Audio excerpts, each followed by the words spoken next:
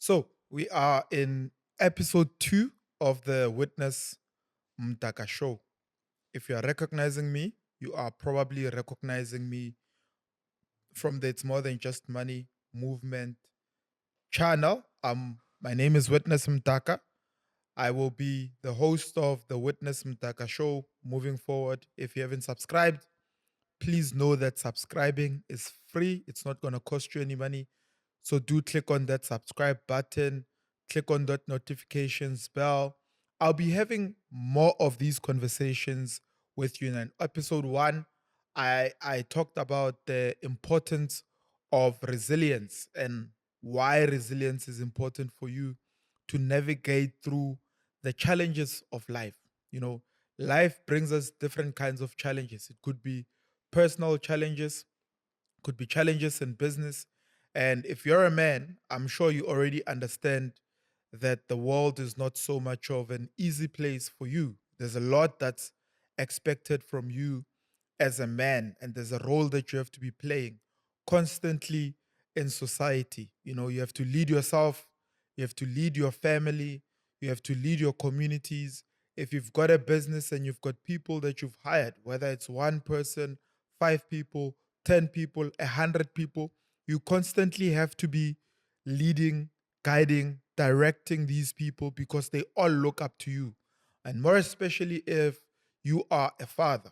You know, fathers play an important and critical role in society. So we are going to be having conversations with men. And of course, ladies, if you are watching this, you are more than welcome to also give comments, give direction, um, give encouragement where it's needed because I do feel and I do understand that the most important thing that we can do as a society is equip and empower men to take up their roles in society. And what are some of the roles that men need to be taking up? Taking up the role to constantly be building yourself as a man is important. Building meaning, placing yourself in a situation where your life not only impacts you, but also impacts other people, your family, your society, and the people that you come across. Your life has got to have a certain level of significance, and that significance is going to come from touching other people's lives and building them up. So that speaks to purpose, and that that's what gives you um, meaning as a man. That's what gives your life meaning. When you place yourself in a position where you're constantly serving and developing other people. Now, we spoke about resilience, and I just wanted to quickly touch on some of the things that you can do to build up your resilience as a man, because resilience is one of the most important things or attributes you can have. Now, resilience is not built by having a life that's easy. You know, building a life that's easy actually comes from having gone through hard things and developed the resilience muscle. You know, when you look at athletes, great athletes, Michael Jordan, athletes like Kobe Bryant, you realize that they reached the pinnacle of their success in their athleticism, not because they were gifted in those areas. Of course, giftedness plays a role, but the most important thing is their ability to build up resilience, their ability to be disciplined, their ability to overcome tough situations or putting themselves in tough situations. I was listening to one of his interviews, Kobe Bryant, that is, may he rest in peace. And he said that what he did is he realized that he wasn't as strong as the other basketball players. So, what he would do to build up his resilience and to build up his strength is to wake up early in the morning and get to gym at 4 a.m. before the gym even opens. He would train for about 3 hours, go home, rest, go back to the gym, train, go home, sleep, rest, go back to the gym, train. So, in that sequence, right? And you may be asking yourself, what does that have to do with resilience? You see, if you don't put yourself in a position where you're constantly doing difficult things that are going to make it a lot easier for you to overcome challenges when they come, then life is going to be throwing curveballs at you. And the curveballs, when you catch them, are going to be very heavy.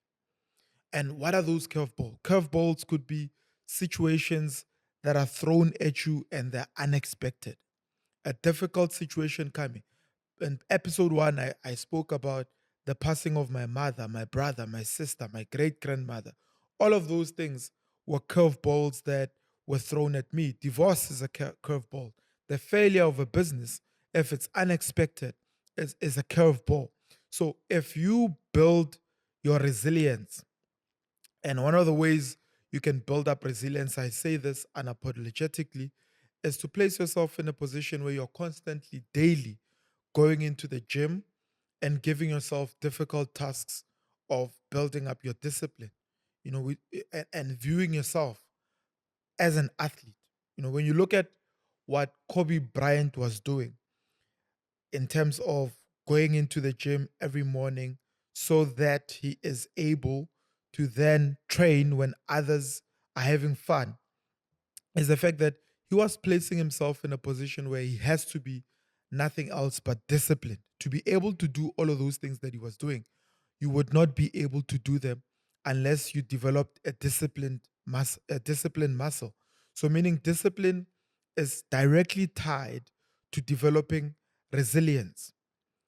Resilience requires you to be disciplined, to say that whether it's raining, whether it's cold, whether it's hot, whether it's storming, I'm going to go into the gym every day and gym. What is that? That's discipline. Whether you've got challenges, whether you've got circumstances that are unexpected, you're going to go and do what you said you're going to be doing that specific day. That builds your discipline, and ultimately that topples up into building up resilience. Resilience. And resilience has a lot to do also with developing mental toughness. You know, when you do things that are difficult on a daily basis, it's like when you go to gym and you exercise daily. What are you doing? You're breaking your muscle. You're breaking your muscle. But what you're also doing is stretching the resilience of your muscle, being able to handle that pressure. So when you do things daily that challenges you mentally, that require you to stretch your mind, you never go back there. I was listening to someone saying that you never really know the day you actually build up muscle. From the day you start, it's heavy, it's difficult to carry, it's difficult to work out. But as you do it on a daily basis, you go back in, go back in, go back in, go back in. You eventually find yourself where your body begins to change, your posture begins to change because you've been exercising daily. But you never have a day where you can point out and say, on the 5th of July, 2024, is the day I actually broke and became the person that I am physically today. It just happens over a period of time through a series of exercises that you are doing on a daily basis. Now, that also is the same with your mental toughness that ultimately results in your resilience. When you build your mental toughness daily, you've got a difficult conversation that you need to have with someone, you have it that day. You've got a difficult task that you have to do, you do it that day. You've got a difficult um, run that you have to do, you do it. That, in and of itself, ultimately builds your mental toughness.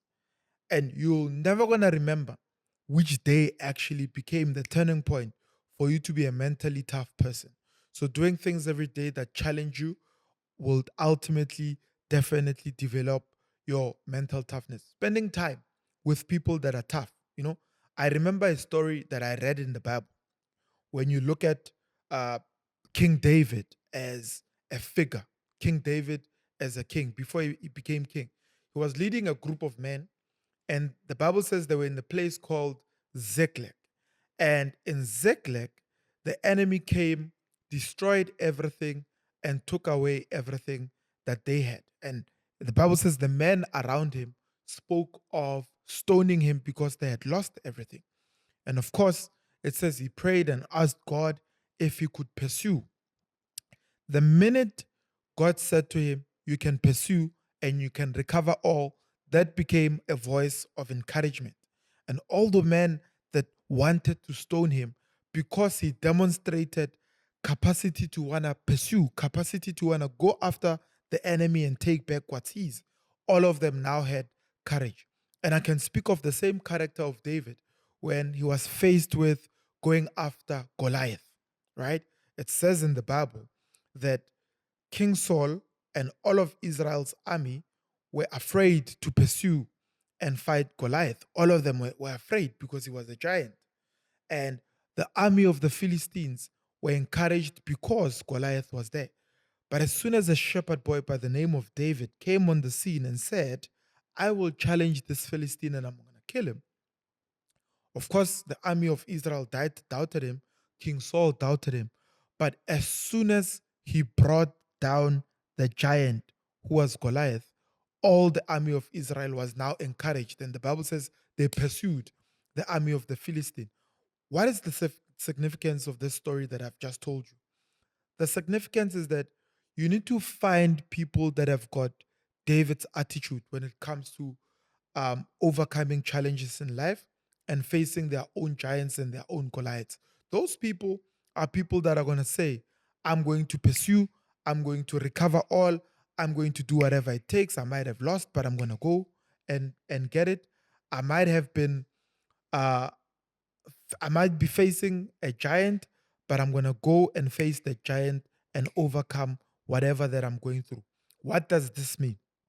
This means if you have these people around you, and courage comes also from spending time with courageous people, it simply means you will have the confidence to pursue whatever it is that you are facing in your own life. Now, as a man, I said it's very important for you to understand that life is not going to be easy. So, therefore, to develop your resilience, it's going to be important for you to also spend time with men that understand the importance of building that discipline, that understand the importance of going after their desired dreams, understanding the importance of building something, especially things that are difficult, so that they too can transfer that energy, transfer that courage to you. You become a coward by spending time with cowards. You become courageous by spending time with people that are courageous, people that are willing to go after their dreams, people that are willing to build themselves up, and people that are willing to do whatever it takes to develop themselves into the best version of themselves. Now, thank you so much for tuning in. And if you are interested in buying my book, it's more than just money. If you don't know, I'm the author of this book. It's more than just money. I'm also the founder of the It's More Than Just Money movement. You must check out our work, follow our work online, buy the book on itsmorethanjustmoney.com or witnessmdaka.com. You will find the link in the description box. It'll give you all the tools that you need to do a couple of things. Among many things, the book will teach you how to start and grow a property investment portfolio. It'll teach you the easiest way to start and grow a business while you are still employed, because it is important for you as a man to have money. First thing is meaning, second thing is money. You know, um, how to create and safeguard wealth for the next generation, even if you are not yet rich. A lot of people believe that for you to build wealth for the next generation, you have to be wealthy. How to use relationships as capital for your business. I spoke about the fact that you need to be having men around you that are courageous. How to create passive income and get paid, even if you are not putting in the hours. Business, property, share investing, how to discover your purpose in alignment with making money, how to develop an entrepreneurial spirit, and how to develop your personal balance sheet. As a person, you've got a balance sheet. You've got your strengths, you've got your weaknesses, you've got your assets, you've got your liabilities. So you need to look into developing those, taking down your liabilities, your personal liabilities. And liabilities are not directly linked to the actual money, but directly linked to habits or things that you do that take away from you rather than adding you. And your assets are the things that you do that add to your giftedness and impact in society so that you can become a better person. All right, guys, I love you so much and I wish you all the best. I'll see you in the next episode.